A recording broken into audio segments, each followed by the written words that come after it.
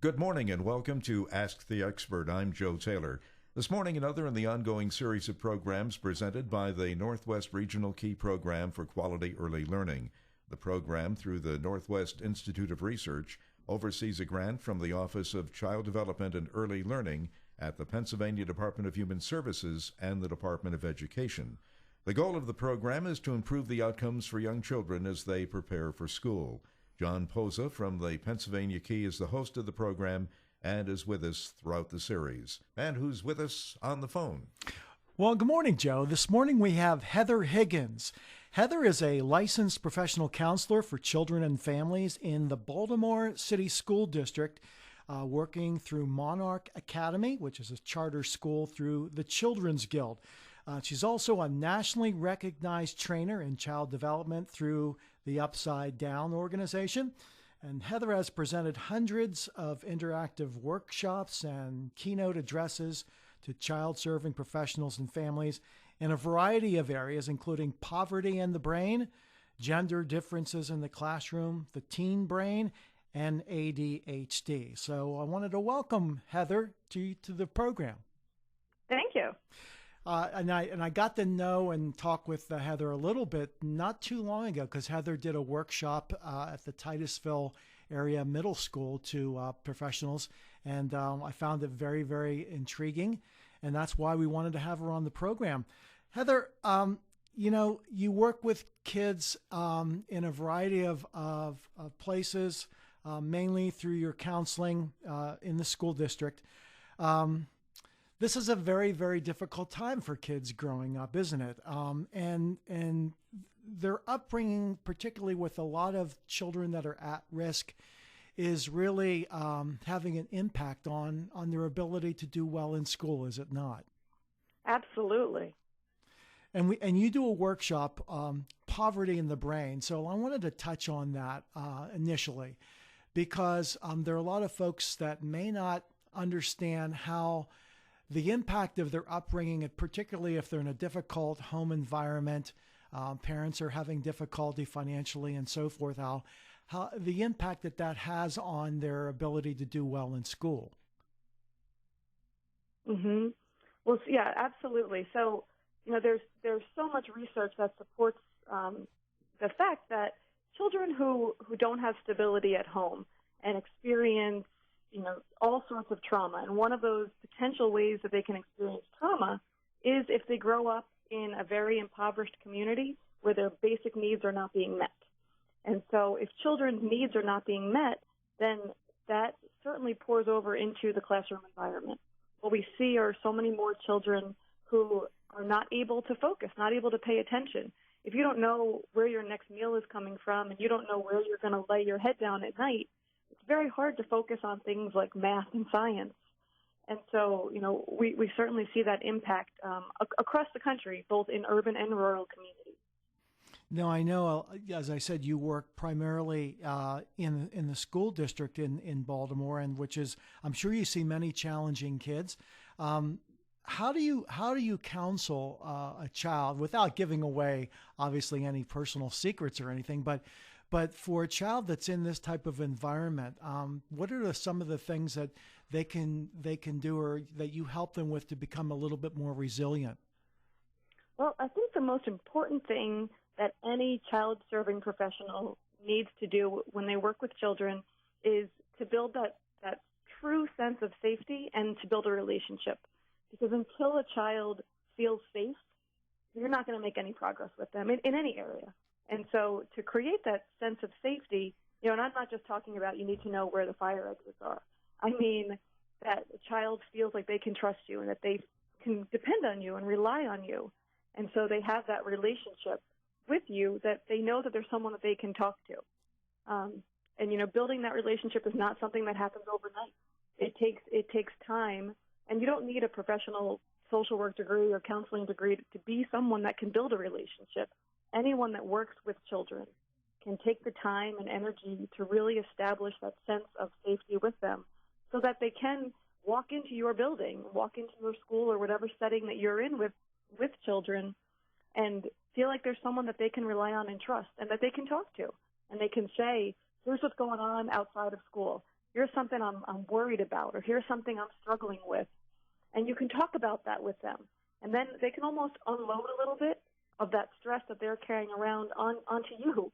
And so that you can help them work through it. And in my situation, I can also help the family work through it. Heather, you work with the Baltimore City School District, which being an urban district may tend to be lower income and less advantaged than more affluent suburban districts. We, of course, are in a rural area.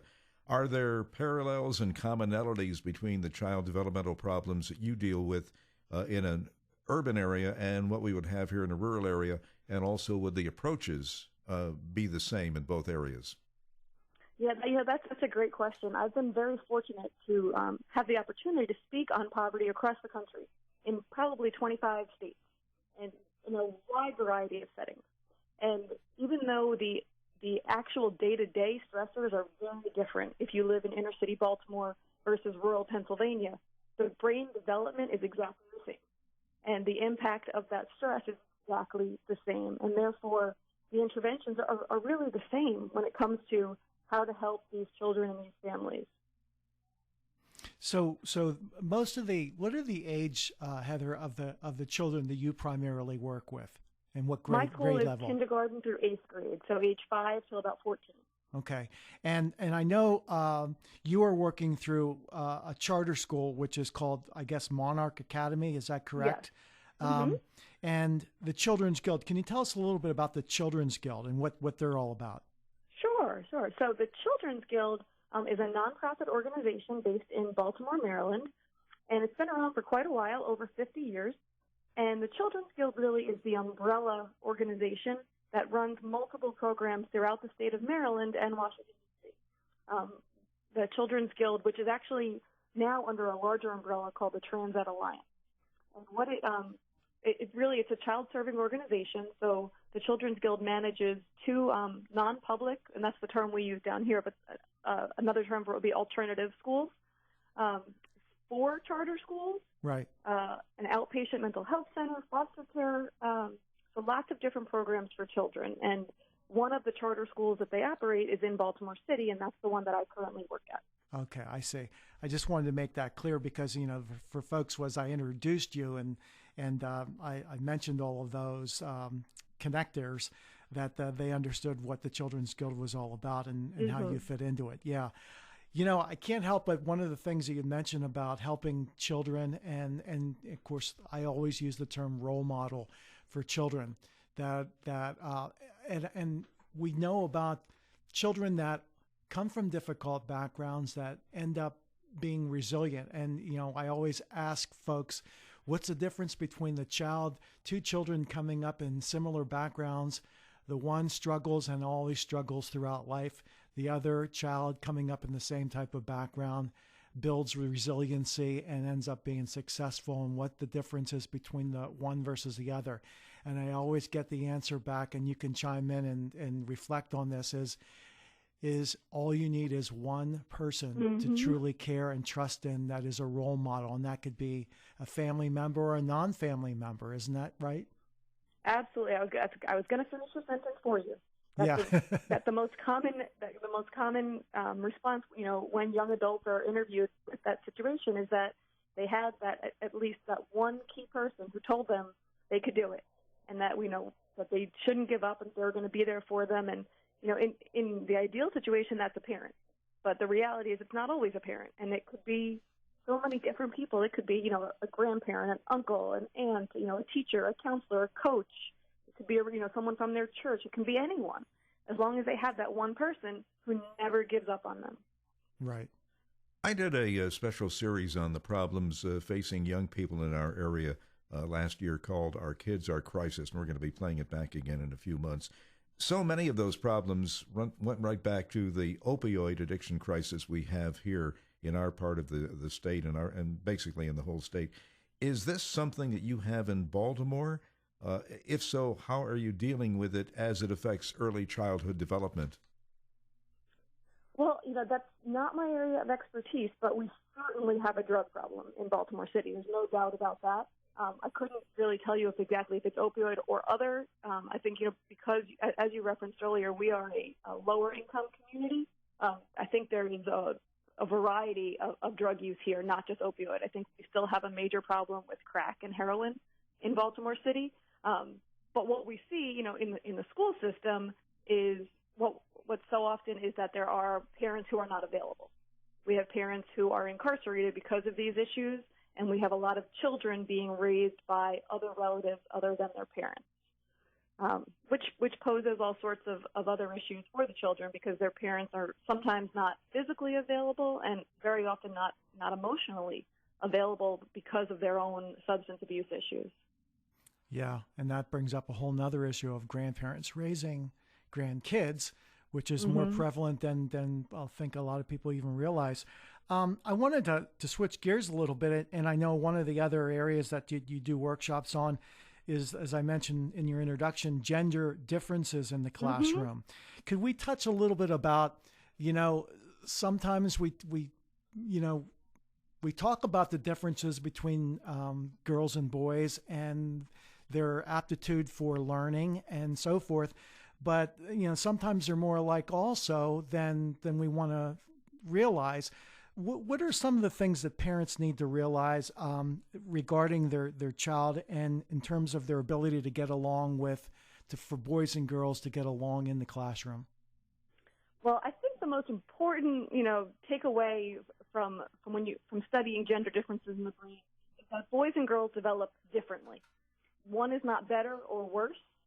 And so it's, very often we think, oh, well, boys get in trouble more, so something must be wrong with them. And that's not the reality. Right. But brain development in males and females is different.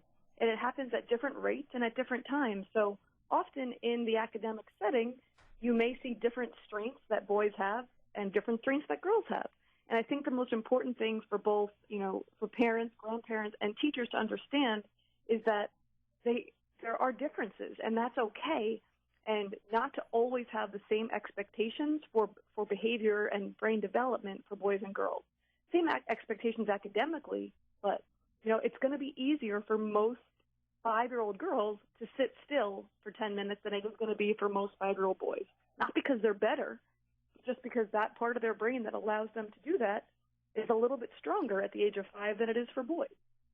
Right. And one of the things that we often hear, and you can either confirm it or, comment one way or the other on it, is it true that girls tend to mature quicker than boys?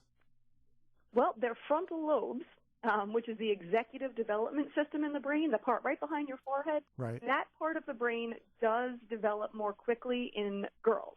And therefore, that part of the brain controls some really important things like learning from our mistakes, predicting consequences, understanding potential consequences of behavior, being able to inhibit yourself, so not calling out, thinking about pros and cons, and all of those really kind of mature type functions. And that part of the brain develops faster. So therefore, what happens is that in society, it looks like girls are more mature because the part of the brain that we associate with grown-up behavior does develop faster. Doesn't this tend, especially in the early years of school, and I can only go back to my early years, which are many, many years ago, to cause the teacher to favor the girls because they are exhibiting, a more mature behavior?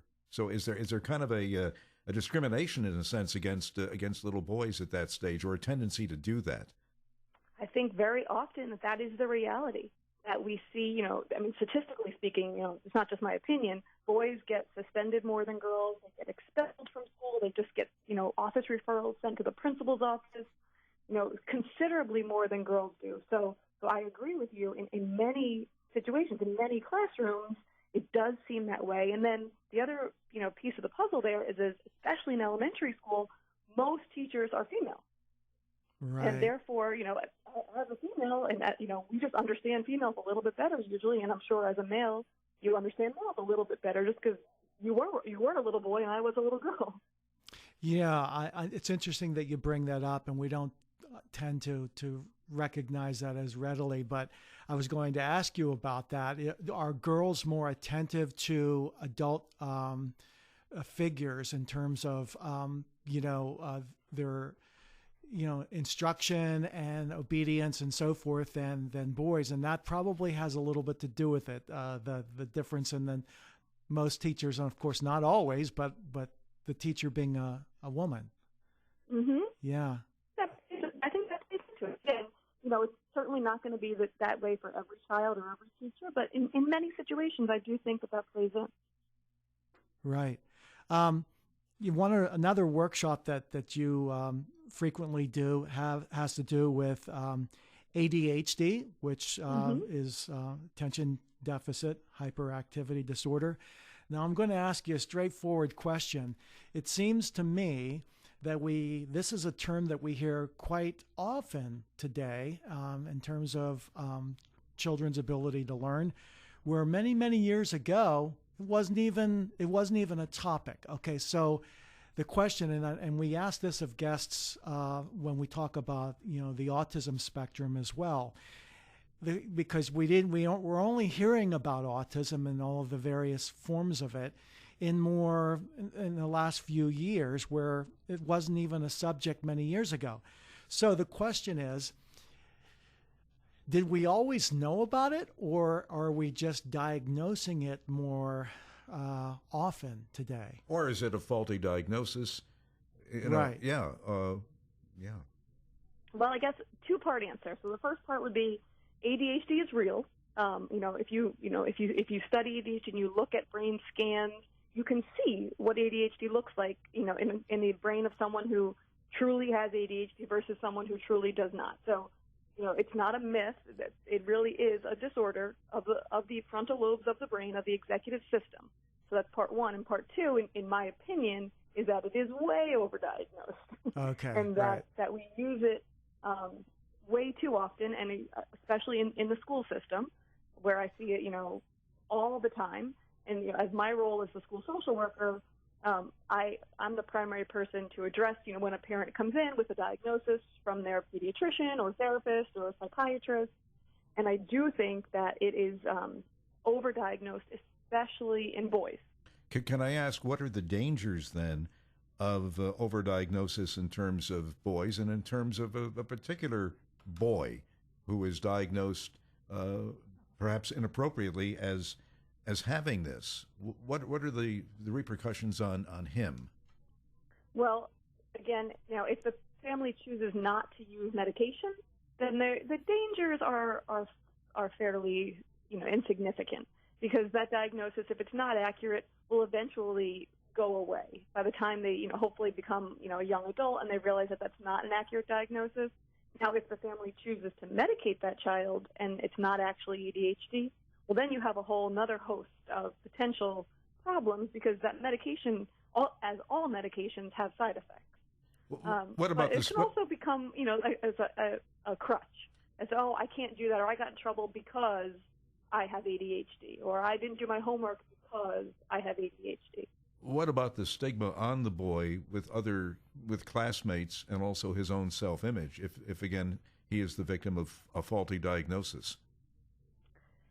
Well, if things are done properly, no one else would know about that diagnosis unless he were to tell them, because that should be confidential information. Unless I don't know who would be going around telling people that he had ADHD, unless the child himself did that. But sure, it could change his image of himself, especially if he feels like there's something wrong with him. And someone with ADHD, if they're getting proper treatment from the proper counselors and social workers, should not feel that there's something wrong with them. They should just feel that, this is something that's different about me. Just like if a child has diabetes, this is something that's different. It's not necessarily wrong with. It's just I need to do things a little differently because this part of my brain is a little bit different. Now, just so listeners understand, especially parents, what are some of the suspicions that your child may have ADHD? What are the most typical symptoms that would lead you to want to learn more to see whether this is the case? Well, there are two different types of ADHD. There's the hyperactive type, which I think most people think of. So that's having a hard time focusing and sitting still, just kind of all over the place. And sometimes when I teach that workshop, I compare that to Tigger from Winnie the Pooh. Right. So the hyperactive type is like the Tigger. But then there's also inattentive ADHD, and these are more your daydreamers. So they also are not paying attention, but they're not running around the classroom and bouncing up and down. And I compare that to your Eeyore, so the kind of the daydreamer. And so, there's really, it's not just the hyperactive type. And so it's important, I think, for families to understand that you can have ADHD and be very, very calm, but you're also probably struggling socially and academically because you're not paying attention. So the most important thing to be able to do is to compare that behavior to same age peers. You don't want to compare a 6-year-old to a 13-year-old. Right. So to look at what do other kids that same age, what are they able to do? And is it impacting them in different areas? So if you think your child's a little hyper, but there doesn't seem to be any negative impact academically or socially or at home, well, then maybe you just have a kid with a lot of energy. Right. Right. Well, it's interesting because of the acronym ADHD, and you mentioned the two types, and the H standing for hyperactivity. That's kind of a misnomer in a way for the other type. It is. Yeah. And just on just this I have to ask the question because I really don't know. Is that on the spectrum, the autism spectrum, ADHD, or not? No, you can have both diagnoses. Someone could be diagnosed with both ADHD and autism, but they are separate diagnoses. Right. And only as an adult, I'm going to frame another question. I often hear from adults who are much older, and when we didn't hear or know about ADHD, and adults think they have ADHD, but didn't realize they may have had it when they were younger. Do you find that, do you get that question, or do you get people commenting on that because we didn't really hear or know too much about it, years ago, that how can it still manifest itself in an adult? Sure. Now, you wouldn't just develop ADHD as an adult. You'd have to develop it as a child. Well, I think what happens so often is that, sure, there may have been people that would have met the criteria to receive the diagnosis, but they just had coping skills, that they were able to manage it and be successful and become, successful adults. And I think that's one of the big differences between, what we see now versus what we saw a few decades ago is that, sure, there were kids that were hyper in my class in elementary school, but I don't think anybody diagnosed them or gave them a stimulant.